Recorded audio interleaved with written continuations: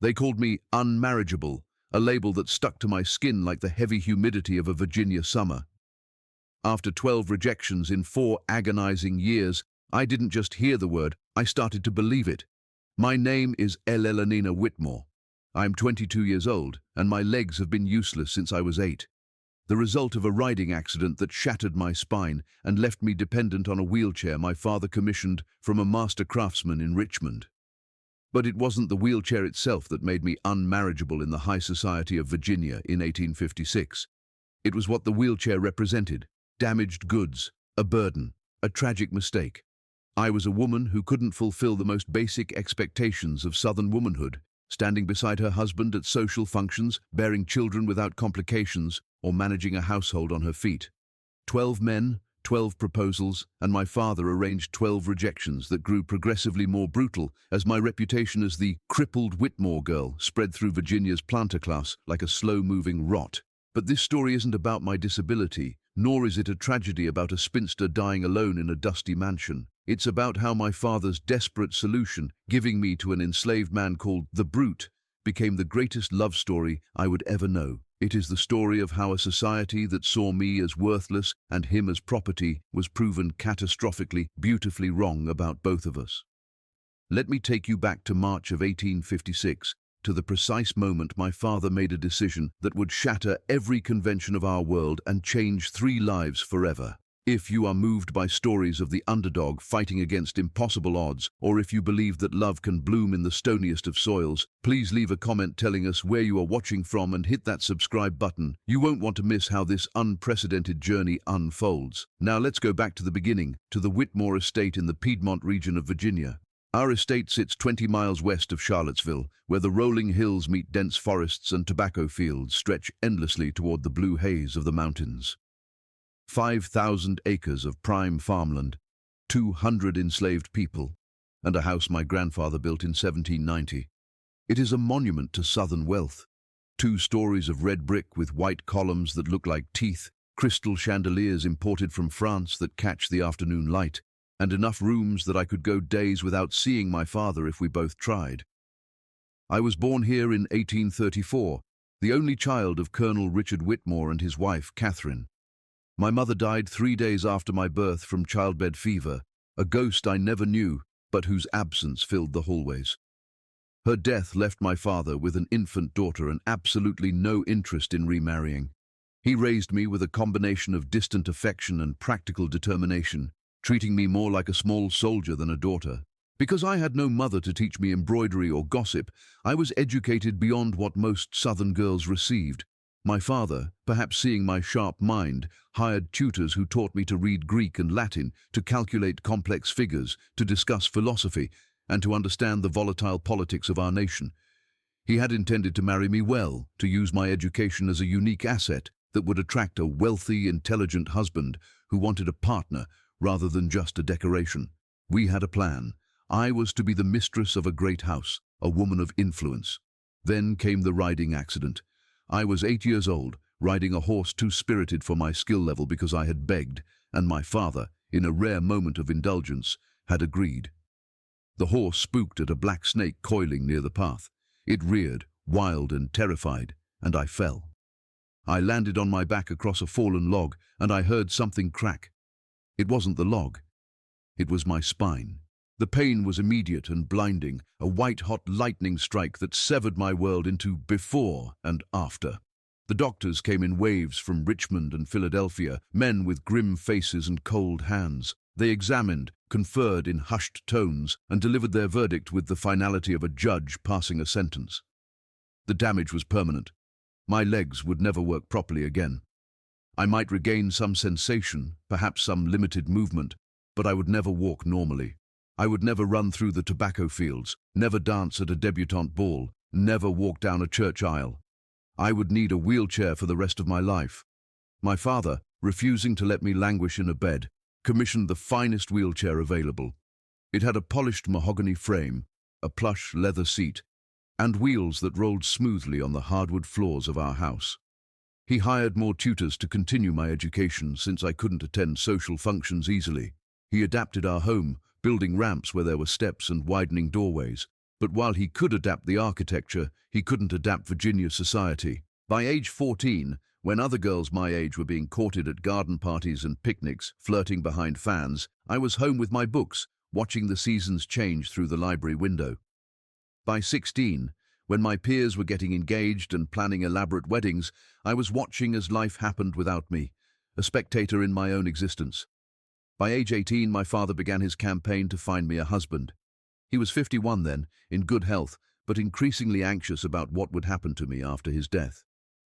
"You need protection," he told me one evening, swirling amber liquid in his glass. "You need someone to care for you, to manage the estate, to ensure you are secure." I argued back, naive and proud. "I can manage the estate," I said. "You've taught me enough about business and farming. I know the ledger books better than the overseer." His voice was gentle but firm, laced with a sadness I resented. "You know that's not how society works, Elellanena. A woman alone is vulnerable. A crippled woman alone is prey. You need a husband." The first proposal came from Thomas Aldrich, age 35, a tobacco planter from Lynchburg with a debt problem my father thought my dowry could fix. My father invited him for dinner, presented me in the parlor, and I watched Thomas's eyes. They traveled from my face to the wheelchair, lingered on the blanket covering my legs, and then dropped to the floor.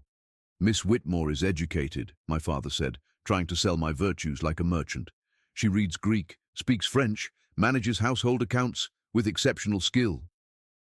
Thomas interrupted him, sweat beading on his upper lip. "Colonel Whitmore, might I speak with you privately?" They left me in the parlor, the silence ringing in my ears.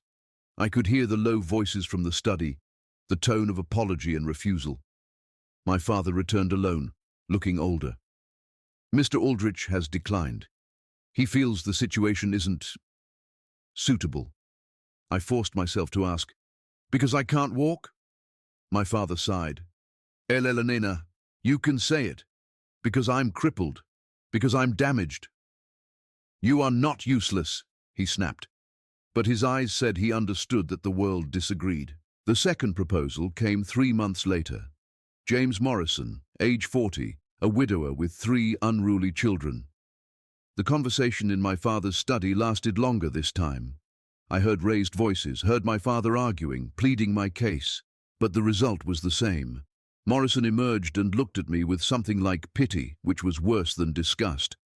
"Miss Whitmore, you seem a lovely young woman," he said, clutching his hat. "But my children need a mother who can manage them physically. I need someone to chase them, to discipline them. I'm sorry." The third, fourth, and fifth proposals came throughout 1853 and 1854. Each rejection had its own flavor of cruelty. One man said, "I need a wife who can stand beside me at social functions, not sit while others stand."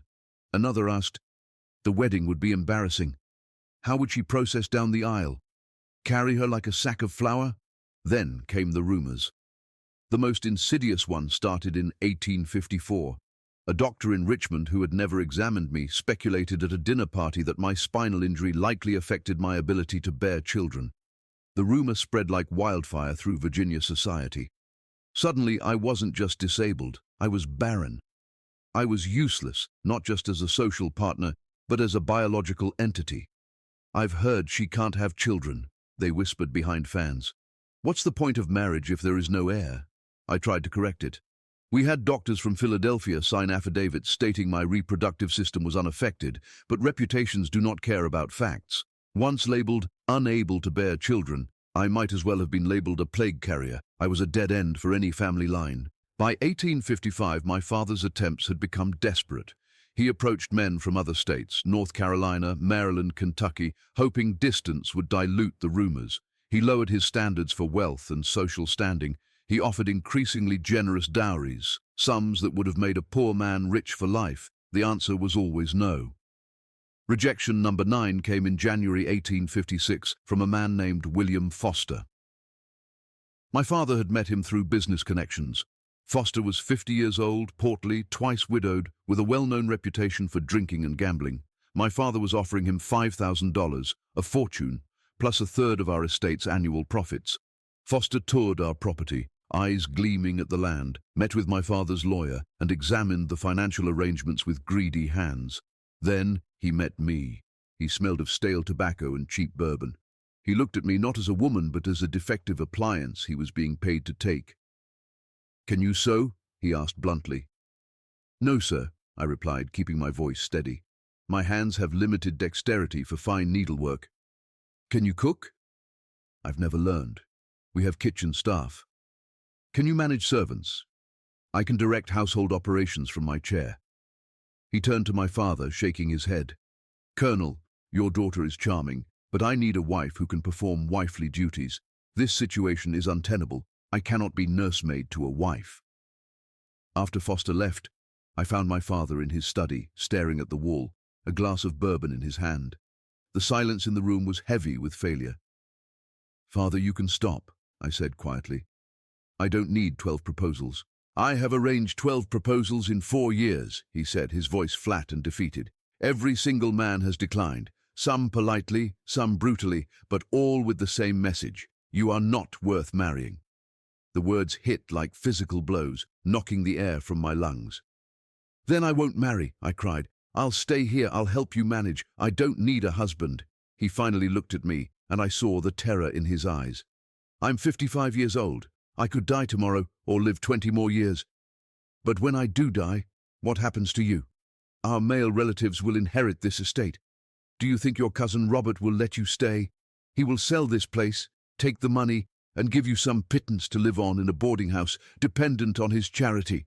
You will be alone, Eleanor, vulnerable. Then leave me the estate in your will." "I can't," he shouted, slamming his hand on the desk. "Virginia law doesn't allow it. Women cannot inherit property independently, especially not unmarried women, and especially not—" He gestured at my wheelchair, unable to finish the sentence. I felt tears burning, hot and angry, but I refused to let them fall. "Then what do you suggest?" He took a long drink, draining the glass. "I don't know," he whispered, "but I have to figure something out, because I will not leave you unprotected. I will not let you be discarded." That was in February 1856. For 4 weeks the house was silent. My father spent his days riding the property and his nights locked in his study, pacing the floorboards until dawn. I waited, dreading what new humiliation he might concoct. But when he finally called me to his study in March, the solution he presented was so radical, so shocking, so completely outside the realm of social norms that I was certain I had misheard him. This wasn't just a breach of etiquette. It was a breach of the fundamental laws of our society. "I'm giving you to Josiah," he said, his voice steady for the first time in months. "He will be your husband." I stared at him, my mind reeling. "Josiah, the blacksmith?" "Yes, the enslaved blacksmith." "Father, you cannot be serious." "I am completely serious." He stood and paced, the energy of a man who has made a dangerous decision radiating off him. "Eleanor, no white man will marry you. That is the reality we face. But you need protection. You need someone strong enough to carry you, capable enough to manage the physical tasks you can't do, and loyal enough to care for you when I'm gone." "And you think an enslaved man?" "Josiah is the strongest man on this estate. He is intelligent, healthy, and by all accounts gentle despite his size. He will protect you, he will provide for you, and he won't abandon you because he is bound to you by law." The logic was horrifying in its pragmatism. "Father, this is not how—" "I know it's unconventional," he interrupted. "I know society will condemn it. But society has already condemned you, Elellanena. 12 men looked at you and decided you weren't worth marrying. So I am done caring what society thinks. I am arranging protection for my daughter using the resources available to me." "You are treating me like property," I whispered, "giving me to a slave as if I am furniture." "I'm ensuring you survive." His voice rose, desperate and fierce. "If it makes you feel better, I'll tell you this.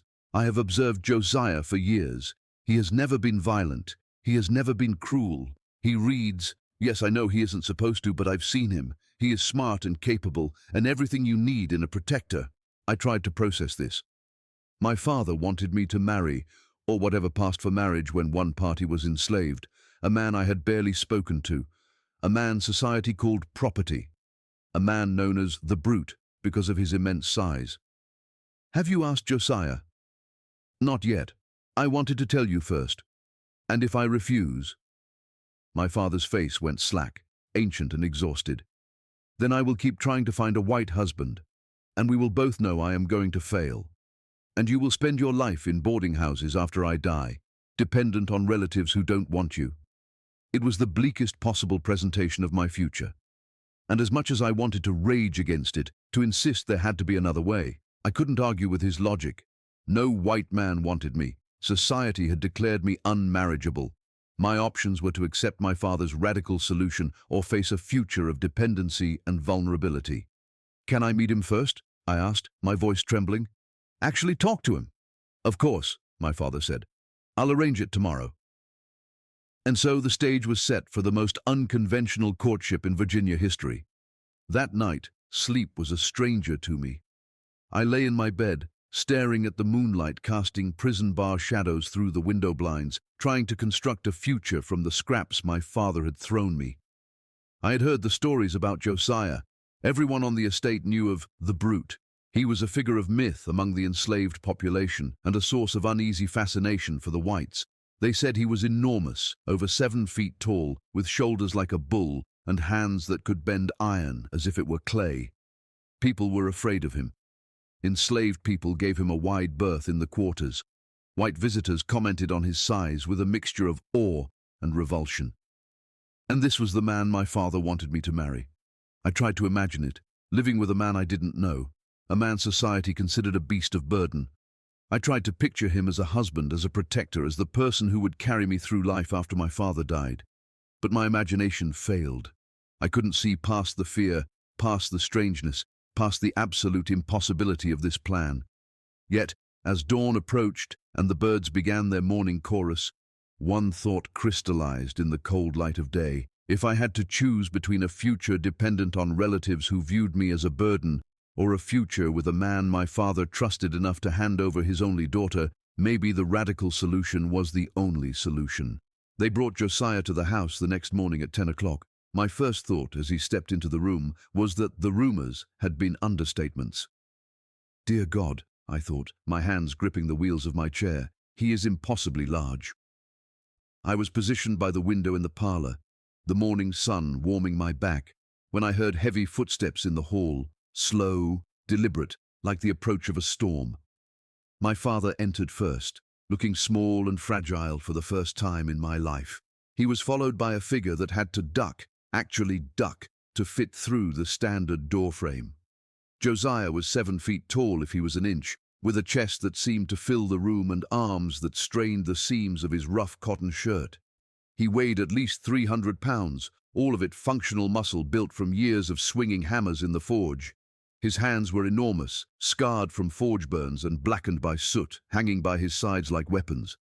His face was dark, weathered, covered by a thick beard, and his eyes darted nervously around the room, looking at the carpet, the walls, the ceiling, anywhere but at me. He wore the uniform of the field hand, rough, homespun trousers, and a shirt that had seen better days, but he carried himself with a strange, contained stillness. The Brute was an accurate nickname if you only looked at the surface. He looked like he could tear the house down to the foundation with his bare hands. My father cleared his throat, the sound loud in the quiet room. Josiah, this is my daughter, Elellanena. Josiah's eyes flicked to me for half a second, a quick, terrified assessment, and then snapped back to the floor. Yes, sir. His voice was surprisingly soft for such a titan of a man. It was deep, resonating in his chest like a cello, but quiet, almost gentle. Eleanor, my father continued, stepping between us as if mediating a treaty between two foreign nations. I have explained the situation to Josiah. He understands that he will be responsible for your care and protection. I found my voice, though it trembled like a leaf in a gale. Josiah, do you understand what my father is proposing? Another quick glance at me, then back down to his worn boots. Yes, miss. I pressed on, needing to hear him say it, needing to understand if he was a willing participant or just another victim of my father's desperation. I am to be your wife. You are to be my husband, to protect me, to help me, and you have agreed to this? Now he looked confused, his brow furrowing, as if the concept of his agreement mattering was a foreign language. The colonel said I should, miss. It is an order. But do you want to? The question seemed to startle him. His eyes met mine for the first time, and I stopped breathing. They were dark brown, framed by thick lashes, and they were surprisingly gentle. There was no violence in them, only a profound, ancient weariness. I don't know what I want, miss, he said slowly. I am a slave. What I want doesn't usually matter. The honesty was brutal and fair. It cut through the pretense of the morning. My father interceded, sensing the tension. Eleanor, perhaps you and Josiah should speak privately. Get the measure of one another. I will be in my study if you need me. He left quickly, closing the heavy oak door behind him, leaving me alone with a 7-foot enslaved man who supposedly would become my husband. The silence that followed was suffocating. Josiah stood frozen near the door, clearly uncertain of the rules in this new world. I was equally lost. What is the etiquette for courting a man your father owns? Would you like to sit? I asked, gesturing to the delicate French chair across from me. He looked at the chair, a spindly thing with curved legs and embroidered cushions, and then down at his massive frame. A ghost of a smile touched his lips. I don't think that chair would hold me, miss. The sofa, then, I suggested. It's sturdy. He moved carefully, every motion calculated to minimize his presence, and sat on the edge of the sofa. It creaked ominously under his weight, but held. Even sitting, he was taller than most men standing. His hands rested on his knees, and I couldn't help staring at them. Each finger was like a small club, scarred and calloused, capable of crushing stone. These were the hands that would care for me, that would lift me. Are you afraid of me, miss? His voice was quiet, breaking my trance. I looked up to find him watching me. Should I be? No, miss. I would never hurt you, I swear that. They call you the brute, I said, testing him. He flinched, a small, pained movement. Yes, miss, because of my size, because I look frightening. But you're not brutal. I've never hurt anyone, not on purpose. But you could, if you wanted to. He looked at his hands, turning them over. I could, he admitted softly. But I wouldn't. Not you. Not anyone who didn't deserve it. There was something in his tone, a sadness, a resignation, that made me brave. I made a decision then. I would strip away the artifice. Josiah, I want to be honest with you. I don't want this any more than you probably do. I don't know you. You don't know me. My father is arranging this because he is desperate, and I am unmarriageable, and he thinks you are the only solution. But if we are going to do this, if we are going to live together, work together, whatever this arrangement becomes, I need to know. Are you dangerous? He met my gaze directly. No, miss. Are you cruel? No, miss. Are you going to hurt me? Never, miss. I promise on everything I hold sacred, I will never hurt you. The earnestness in his voice was undeniable. He believed what he was saying. I took a breath, preparing to ask the question that could endanger him if my father hadn't already hinted at it. Then I have another question. Can you read? The question clearly surprised him. His eyes widened, a flash of genuine fear crossing his face. In Virginia, in 1856, literacy among the enslaved was illegal. It was dangerous. Admitting it to a white woman was a risk that could lead to the whipping post. He hesitated, his eyes searching the door to ensure we were truly alone. Finally, he whispered, Why? Why do you ask? Because my father mentioned it. He said he'd seen you reading. Is that true? Josiah was silent for a long moment, weighing his survival against the truth. Then he nodded. Yes, miss, I can read. I taught myself when I was younger. I know it's not allowed, but I couldn't stop myself.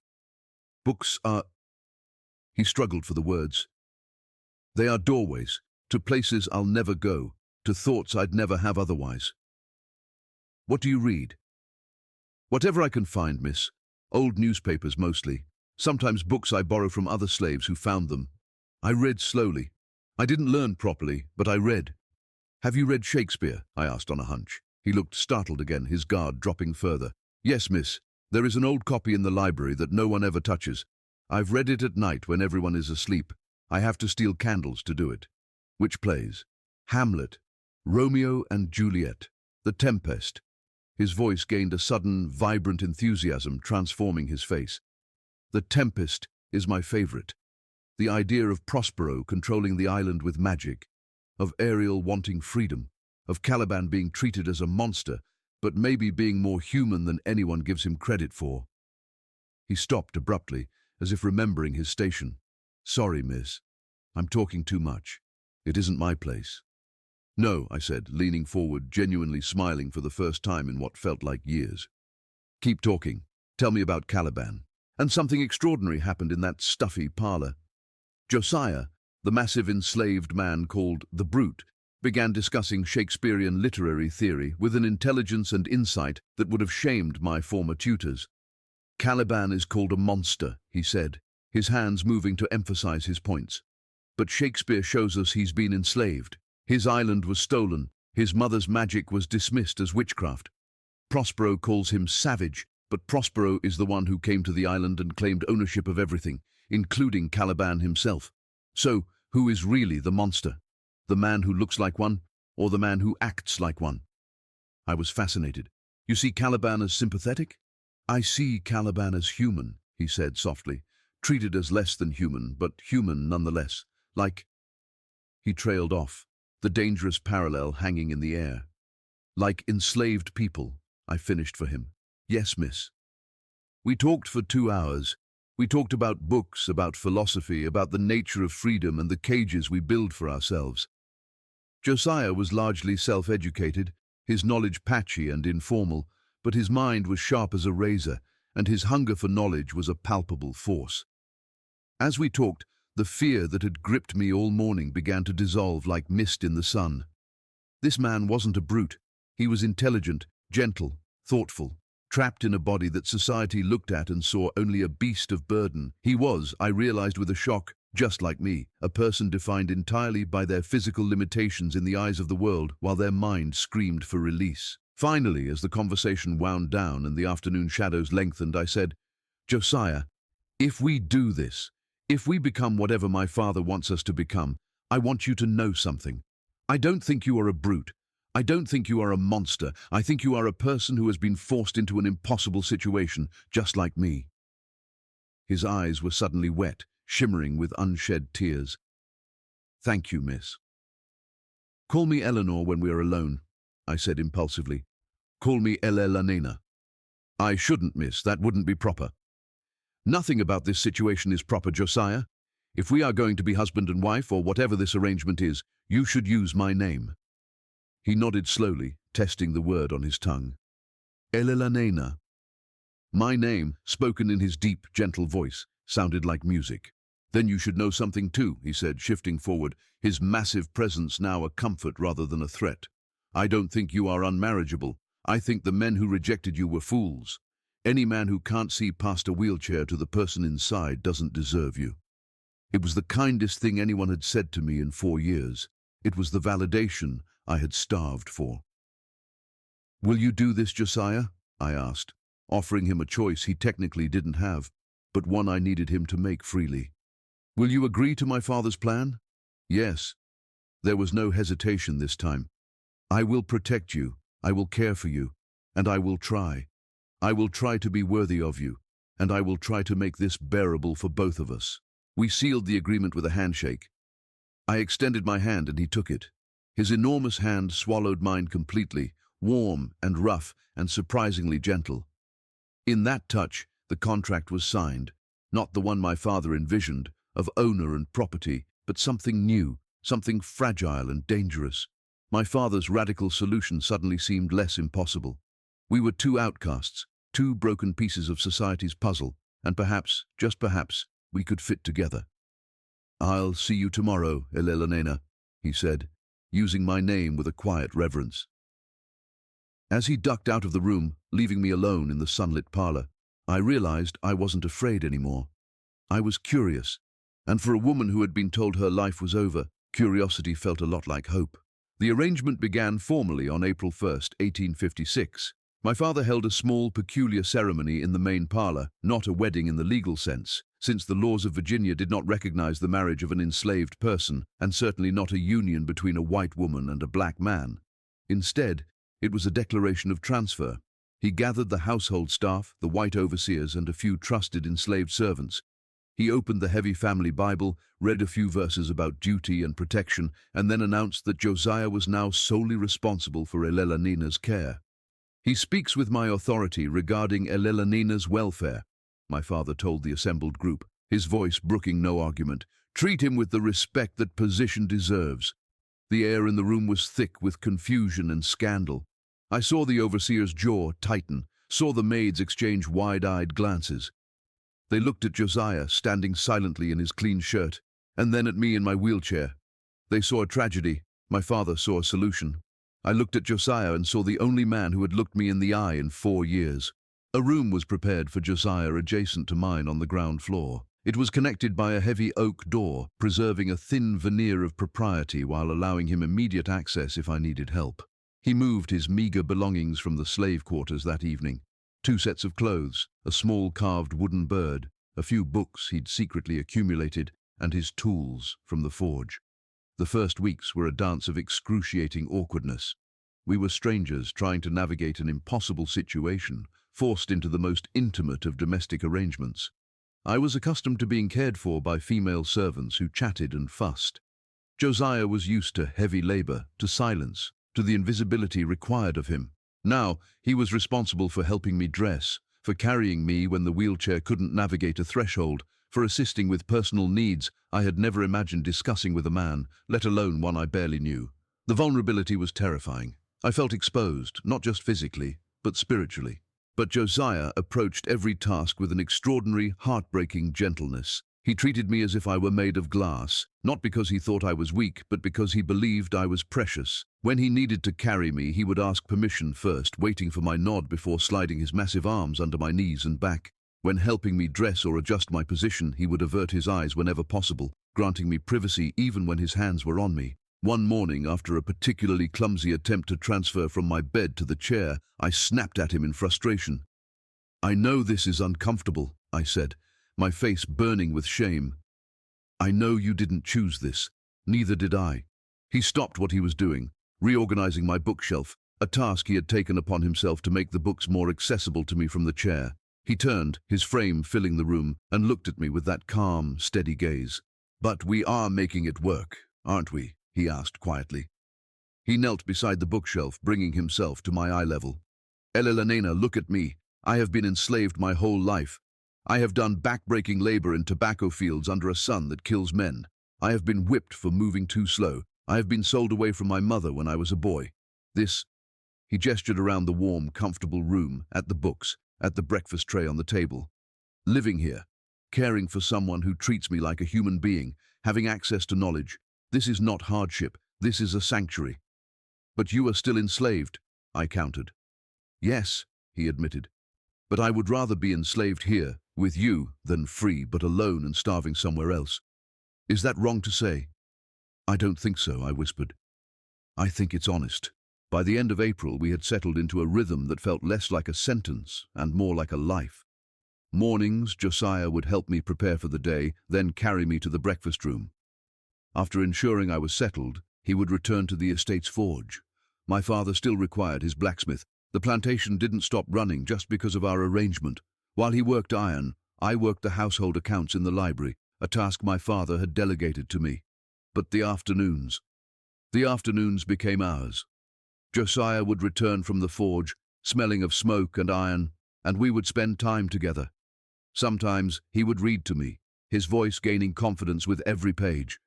Other times I would tutor him, correcting his grammar or explaining complex historical contexts. We talked about his childhood, about the mother he lost, about the dreams he had buried deep. And I talked about the mother I never knew, about the accident, about the anger that had lived in my marrow for 14 years. We were 2 discarded people finding solace in the recognition of each other's pain. In May, something fundamental shifted between us. I had developed a habit of going to the forge to watch him work. There was something hypnotic about it, the roar of the bellows, the orange glow of the heated metal, the rhythmic clang-clang of the hammer. One afternoon, he was making a new set of heavy hinges for the barn door. I watched his muscles bunch and release, the sheer physical competency of him. "Do you think I could try?" I asked suddenly. The question hung in the hot air. He looked up, wiping soot from his forehead, surprised. "Try what?" "The forge work. hammering something. "Eleanor, it's hot. It's dangerous. Sparks fly." "I know," I said, feeling a sudden surge of defiance. "But I've never done anything physically demanding in my life. Everyone assumes I'm too fragile. I want to feel capable. Maybe with your help?" He studied me for a long moment, assessing not my legs but my spirit. Then he nodded. "Okay, let me set it up safely." He positioned my wheelchair close to the anvil, but not too close. He heated a small piece of iron rod until it glowed a dull cherry red, workable but not molten. He placed it on the anvil and handed me a lighter hammer, still heavy for me, but manageable. "Hit right there," he instructed, pointing to the flattened end. "Don't worry about strength, just feel the metal moving. Let the hammer do the work." I swung, the hammer hit the iron with a weak thunk and bounced off. I barely made a dent. "Again," he said gently, "put your shoulder into it. Use your frustration." I swung again, harder. I felt the shock travel up my arm, felt the resistance of the metal, again and again. My arms burned. My shoulders ached in a way they never had before. Sweat poured down my face, stinging my eyes, mixing with the soot in the air. But I was doing it. I was shaping the world with my own hands. When the iron finally cooled, Josiah held up the piece. It was a crude, slightly bent hook. "Your first project," he said, grinning through his beard. "It's not much," I laughed, wiping my face with the sleeve, not caring about the dirt. "But you made it, with your own strength."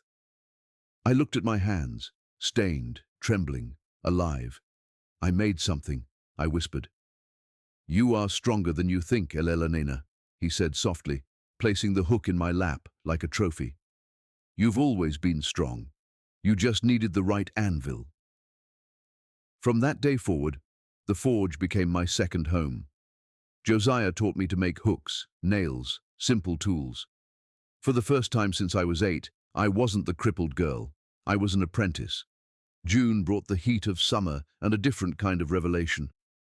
We were in the library one evening, the windows open to catch the breeze. Josiah was reading John Keats's poetry aloud. His reading had improved dramatically. He could now navigate the complex rhythms and archaic language with an intuitive grace. His voice, deep and resonant, gave weight to the romantic verses. He read the opening lines of Endymion. "A thing of beauty is a joy forever.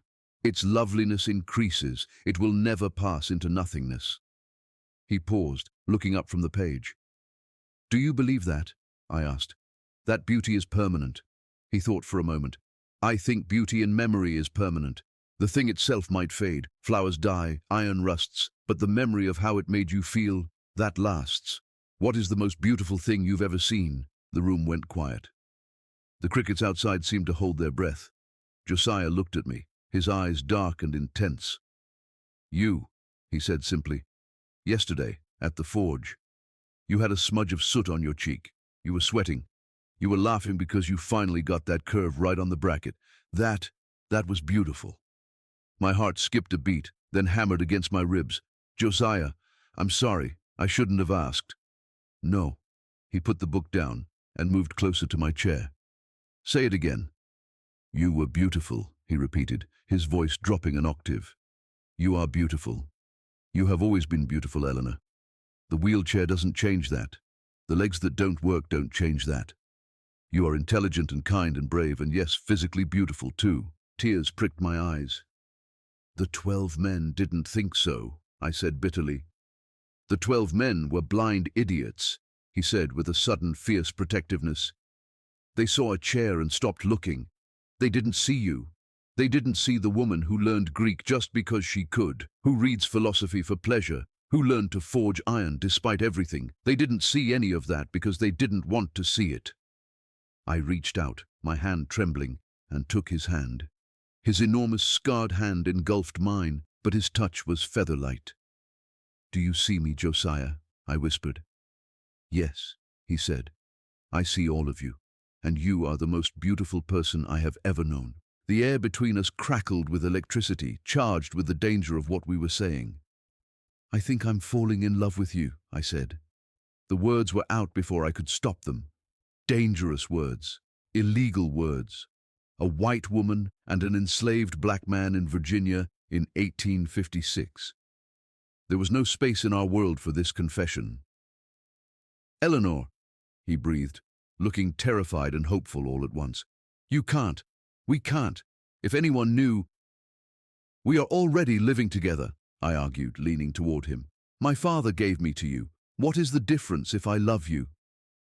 "The difference is safety," he said. "Your safety.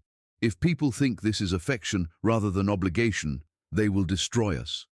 "I don't care what people think," I said, and for the first time, I meant it. I cupped his face with my hand, having to reach up even though he was sitting. His skin was warm, his beard rough against my palm. "I care what I feel. And for the first time in my life, I feel like someone sees me. Not the burden, not the cripple, just Elellanena." He closed his eyes, leaning into my touch. "And I see Josiah, not the slave, not the brute, the man who reads poetry and makes beautiful things and treats me better than any free man ever has." He opened his eyes and they were swimming with tears. "I have loved you since that first conversation," he confessed, his voice breaking. "When you asked me about Shakespeare and actually listened. When you treated my thoughts like they mattered. I have loved you every day since, Elellanena. I just never thought I could say it." "Say it now," I commanded softly. "I love you." We closed the distance. We kissed. It was my first kiss, at age 22, with a man society said shouldn't exist to me, in a library filled with books that would condemn us. It was tentative at first, terrified and gentle, and then it deepened, filled with months of unspoken longing and a shared, desperate need for connection. In that moment, the wheelchair, the chains of slavery, the judgment of Virginia society, it all vanished. There was only the taste of him, the strength of his arms, and the terrifying, wonderful realization that we had just crossed a line from which there was no return. We were no longer ward and protector. We were lovers in a world that wanted us dead. For 5 months, Josiah and I lived in a bubble of stolen happiness, a fragile ecosystem existing within the walls of the Whitmore estate. We were careful, excruciatingly so. In the presence of the household staff or the occasional visitor, we maintained the rigid facade of the dutiful invalid ward and her assigned protector. He called me Miss Whitmore, stood with his head bowed, and performed his duties with the invisible efficiency expected of a slave. I gave orders in a crisp, detached voice, playing the role of the mistress. But the moment the library doors clicked shut or the evening candles were extinguished, the masks fell away. In private, we were simply Eleanor and Josiah.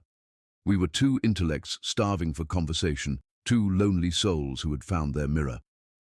My father, consumed by the management of the tobacco harvest and perhaps willfully blind, asked no questions about the amount of time we spent alone. He saw that I was happier, that my cheeks had color, that the estate accounts were balanced perfectly, and he chose to look no deeper. He thought he had solved a problem. He didn't realize he had created a revolution. We built a life in the shadows. I continued my work at the forge, my arms growing stronger, my hands calloused in a way that would have horrified a proper Southern lady, but filled me with pride. Josiah continued his reading, devouring the classics, history and lore, his mind expanding beyond the boundaries of his station. And yes, we became intimate. I will not detail the privacy of what happens between a husband and wife, but I will say this. For 22 years, I had been taught that my body was broken, a vessel of pain and failure. Josiah treated my body like a temple. He approached intimacy with the same reverence he showed the poetry he read, with patience, with awe, and with an infinite gentleness that healed wounds no doctor could see. In his arms, I wasn't the crippled girl. I was a woman, whole and desired. We created a secret world where we were free, but we forgot that glass worlds, no matter how beautiful, are easily shattered. The shattering came on December 15th, 1856. It was a Tuesday, a grey, blustery day that promised snow. My father had gone to Charlottesville for business and wasn't expected back until late. Emboldened by his absence, we had lowered our guard. We were in the library, the fire roaring in the hearth. I was reading aloud from a newspaper, and Josiah was sitting on the floor beside my chair, his head resting against my knee, a pose of intimacy that no master and slave would ever assume. I stopped reading. He looked up. The pull was magnetic, undeniable. I leaned down. He reached up, and we kissed. Not a quick, stolen moment. but a deep, lingering embrace that spoke of months of shared love. We were so lost in each other, so wrapped in the safety of the storm outside, that we didn't hear the carriage return early. We didn't hear the front door open. We didn't hear the heavy boots on the hallway runner. "Eleanor!" The name cracked through the room like a pistol shot. We sprang apart, guilty, terrified, our hearts hammering against our ribs. My father stood in the doorway, snow melting on his heavy wool coat, his face a mask of shock that rapidly curdled into fury. He looked from me to Josiah, then back to me, processing the impossible tableau he had just witnessed. "Father," I gasped, "I can explain." "You are in love with him," he said. It wasn't a question, it was an accusation, delivered with the cold weight of a judge passing sentence. He didn't wait for an answer. He turned his gaze to Josiah, who had scrambled to his feet and was standing with his head bowed, trembling not from fear for himself, but I knew, from fear for me. "Josiah," my father said, his voice dangerously low, "get out." Josiah immediately dropped to his knees, his massive frame folding in supplication. "Sir, please, this is my fault. I should never have—" "Be quiet," my father roared, the sound shaking the window panes. "I said get out. Go to your room. Do not leave it until I send for you. If you try to run, I will have the dogs on you within the hour. Do you understand?" Josiah looked at me, a single anguished glance full of apology and love. "Go," I whispered, tears streaming down my face. "Please, just go." "Now," my father commanded. Josiah fled, the door closing behind him with a finality that felt like a coffin lid slamming shut. I was alone with my father, and the silence that filled the room was suffocating. He walked to the liquor cabinet, poured a drink with shaking hands, and downed it in one swallow before turning to face me. "Do you understand what you have done?" he asked, his voice shaking with suppressed rage. "I have fallen in love," I said, lifting my chin, refusing to cower, "with a good man who treats me with respect and kindness, a man you chose for me." "I chose him to push your wheelchair," he shouted. "I chose him to carry you up the stairs. I did not choose him to be your lover. Eleanor, he is property. He is a slave." "He is a man," I screamed back, the months of silence erupting. "He is more of a man than any of the 12 cowards you brought to this house. He is intelligent and brave, and he loves me, and before you threaten him, know that this was mutual. I initiated it. I kissed him first. If you are going to punish someone, punish me." My father stared at me, his face going through a kaleidoscope of emotions. Disgust, disbelief, and underneath it all, a terrible fear. "If this becomes known," he said, his voice dropping to a harsh whisper, "you will be ruined beyond redemption. They won't just shun you, Eleanor. They will say you are mad, perverted, defective." "They already say I am damaged," I cried. "They already say I am unmarriageable. What is the difference?" "The difference is your life," he snapped. "I gave you to Josiah to protect you, to ensure you were safe, not for this scandal." "Then you shouldn't have put us together," I countered. "You shouldn't have given me to someone intelligent and kind if you didn't want me to love him. You trapped us in this house together and expected us to be made of stone." "I expected you to remember who you are," he yelled. "I am a Whitmore, but who am I really? I am the crippled girl nobody wanted. Until him." My voice broke. "Father, listen to me. For the first time in my life I am happy, I am loved. Not out of pity, not out of obligation, but for who I am. He doesn't see the chair, he sees me. And you want to take that away because society says it's wrong? You, who already defied society by giving me to him in the first place?" My father sank into the leather armchair, suddenly looking every one of his 56 years. The fight seemed to drain out of him, replaced by a crushing exhaustion. "What do you want me to do, Eleanor?" he asked wearily. "Bless this? Accept it? Do you know what the penalty is for miscegenation? Do you know what happens to black men who touch white women?" "I want you to understand that I love him," I said, my voice steady now. "That he loves me, and that whatever you do, that won't change. You can sell him, you can send him to the deep south, you can kill him, but you cannot kill what we are to each other." The wind howled outside, rattling the shutters. My father stared into the fire, wrestling with the ghost of his own decisions. Finally, he spoke, not looking at me. "I could sell him. That would be the proper solution. Separate you. Pretend this never happened. Find you another arrangement." My blood ran cold. "Father, please." "But I won't," he interrupted, holding up a hand. The air in the room shifted. He finally looked at me, his eyes red-rimmed and sorrowful. "I won't. Because I have eyes, Eleanor. I have watched you these past 9 months. I have seen you smile more in 9 months with Josiah than in the previous 14 years since your accident. I have seen you become confident. I have seen you at the forge. I have seen how he looks at you, like you are the most precious thing in the world." Hope, painful and sharp, flickered in my chest. "Father? I don't understand this," he admitted, rubbing his face. "I don't like it. It goes against everything I was raised to believe, everything this world stands for. But you are right. I put you together. I created this situation. And denying that you would form a genuine bond was naive of me. I tried to solve an impossible problem, and I created an even bigger one." He stood up, the decision hardening in his posture. "So, what are you saying?" I asked breathlessly. "I'm saying I need time to think," he said, "to figure out a solution that doesn't end with either of you miserable or destroyed. But Eleanor, you need to understand something clearly.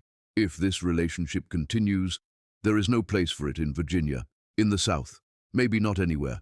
Are you prepared for that reality? If it means losing your home, your standing, everything you know, if it means being with Josiah?" "Yes," I said instantly. "I would live in a shack. I would go anywhere as long as I'm with him." My father nodded slowly, a grim acceptance settling over him. "Then I will find a way. I don't know what yet. The laws are tight, the dangers are real, but I will find a way."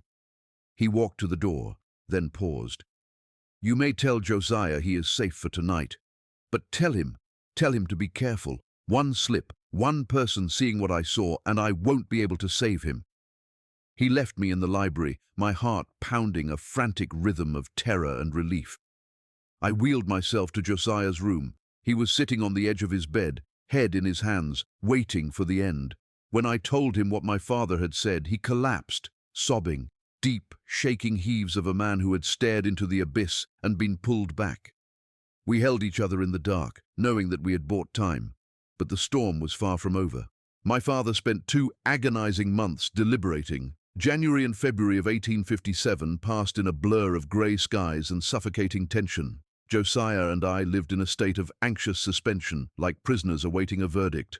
We continued our routines, the forge, the reading, the quiet evenings, but everything felt temporary, conditional on whatever solution my father was constructing in the silence of his study. We knew the stakes couldn't be higher. One wrong move, one legal misstep, and our lives would be dismantled. Yet in the midst of this terror, our bond only deepened. We clung to each other with the desperation of shipwreck survivors, finding our only solid ground in the promise we had made to one another. Then, in late February, the summons came. My father called us both to his study. "I have made my decision," he said without preamble, his face gaunt but his eyes clear.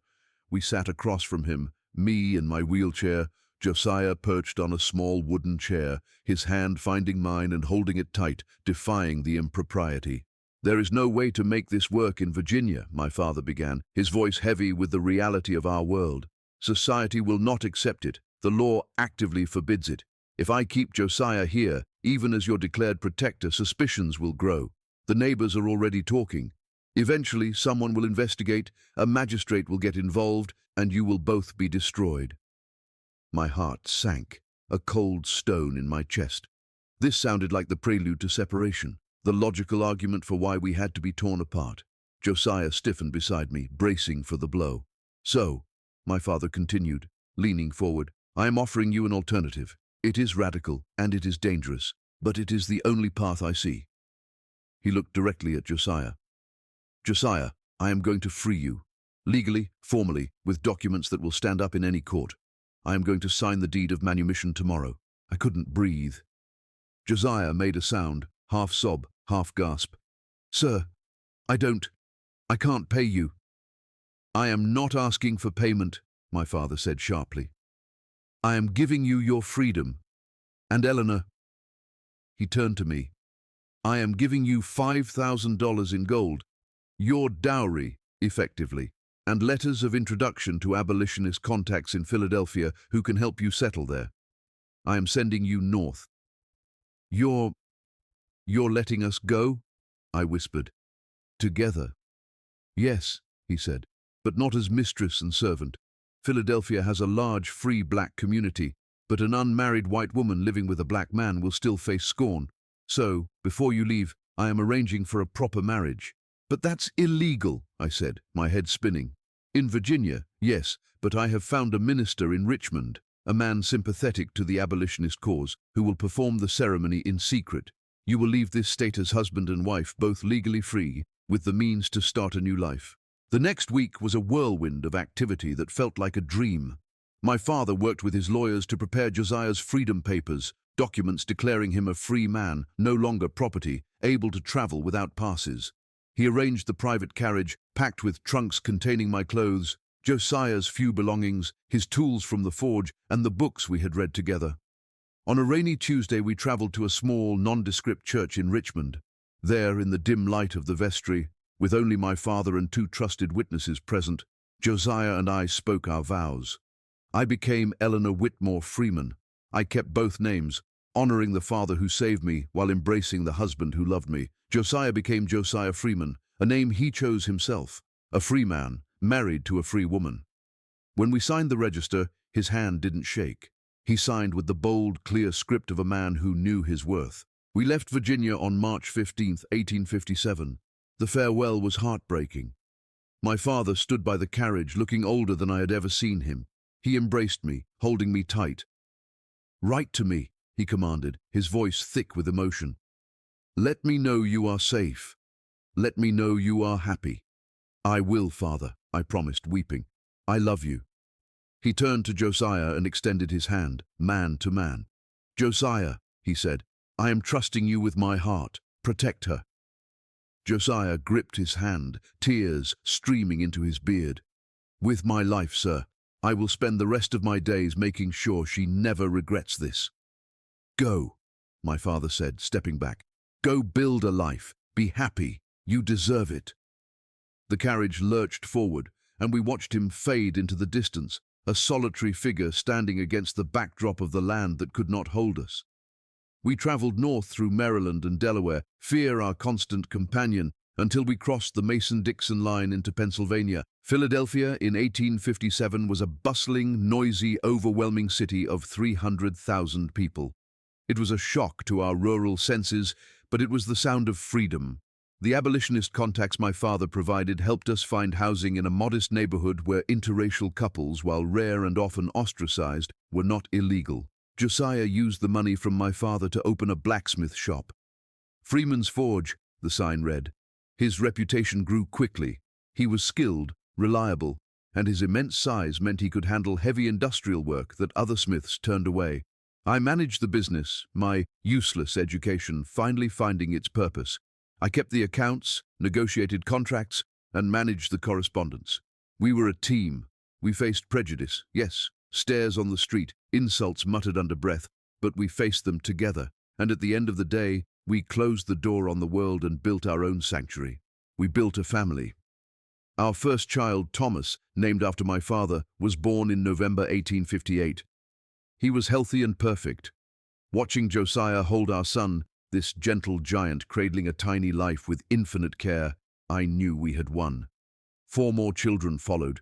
William in 1860, Margaret in 1863, James in 1865, and Elizabeth in 1868. We raised them to be proud of both their heritages, to know they came from a love that defied the laws of men.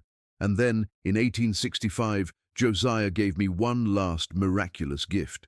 He had been sketching designs for months, working late in the forge. One evening, he brought home a set of metal braces, intricate, jointed supports that attached to my legs and connected to a rigid corset around my waist. "Try these," he said.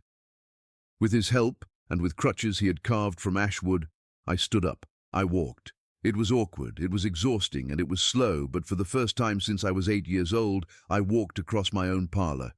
"You gave me so much," I sobbed, standing eye to level with him for the first time. "You gave me love and children and confidence, and now you've literally made me walk." He held me steady, his strength supporting my new mobility.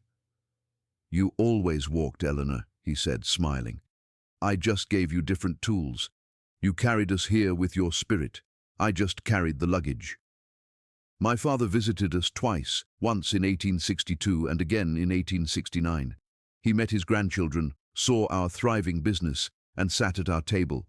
He died in 1870, leaving the estate to my cousin as the law required, but leaving me a letter that I cherish more than any inheritance. "Giving you to Josiah was the smartest decision I ever made," he wrote. "I thought I was arranging protection. I didn't realize I was arranging a masterpiece."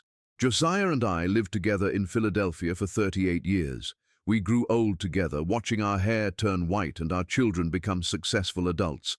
Thomas became a physician, William, a lawyer who fought for civil rights, Margaret, a teacher, James, an engineer, and Elizabeth, a writer.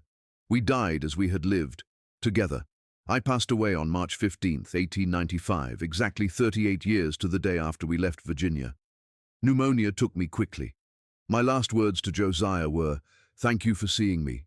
Josiah died the next day, March 16, 1895. The doctor said his heart simply stopped, but our children knew the truth. He couldn't live in a world without me, and he saw no reason to try.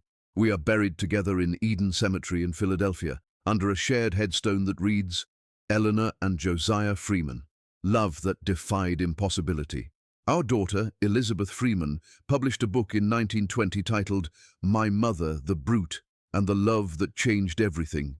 It told our story to a world that was finally ready to hear it. It is the story of the white woman society called Unmarriageable and the enslaved man society called a brute.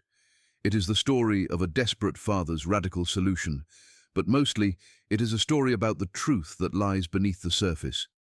Eleanor wasn't broken. She was just waiting for someone strong enough to let her be whole. Josiah wasn't a monster. He was a poet trapped in iron. Their love proved that when you strip away the labels society forces upon us, cripple, slave, brute, burden, what remains is simply the human heart, capable of enduring anything, surviving anything, and loving against all odds. If you were moved by the incredible journey of Eleanor and Josiah, please take a moment to reflect on the barriers we still build today and the radical love it takes to break them down. Share your thoughts in the comments. What part of their story resonated with you the most? Was it the father's sacrifice, Josiah's gentleness, or Eleanor's resilience? Don't forget to hit that subscribe button to join us for more hidden histories that prove truth is often more beautiful and more powerful than fiction. Help us keep these stories alive. Thank you for watching, and remember, love is always the most radical solution of all.